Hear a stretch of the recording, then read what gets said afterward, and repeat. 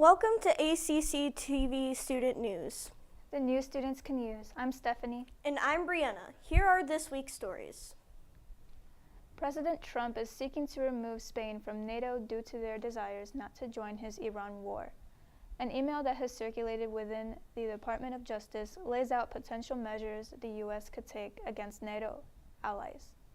The email considers the options such as suspending Spain from NATO and re-evaluating its stance on the British Falkland Islands. According to the email, suspending Spain would carry symbolic weight with little operational consequence to the U.S. military. The Spanish Prime Minister, Pedro Sanchez, says he's not worried about it and Madrid is a reliable member of NATO that meets its obligations. With the fuel shortage, Asia says that there will be problems for the U.S. as they are rationing fuel and hospitals are running out of medical supplies. The S&P 500's global supply shortages indicator has flew through the roof in recent weeks. It has been creeping above its long-term average for the first time in 3 years. The war in Iran is threatening the world supply of aluminum, plastics, and rubber.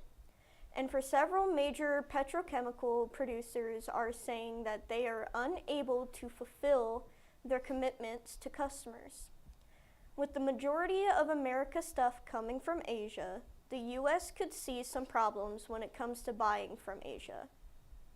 Highland and Hammond are at odds over a possible closure of half-mile stretch of road. The road in question is 177th Street that runs along the Borman Expressway and connects several hotels and businesses to the west and an industrial park to the east.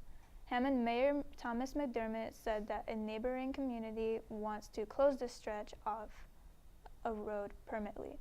Both Highland Town Council and Hammond Mayor's office are hoping to keep that stretch open. They state that if the road is closed, it could materially hurt an economic development project in the city of Hammond, and the town of Highland is looking to partner up with Hammond to keep it open, but not at the cost of the residents. The new Michael Jackson movie hits theaters, putting the king of pop back in the limelight just 15 years after his death. The movie is directed by Training Day director Anthony Fuqua and stars Jermaine Jackson's son, Jafar Jackson. The movie is projected to gross around 10 million movie critics. Movie critics are hitting the movie hard with a score that bounced between 29% and 33%.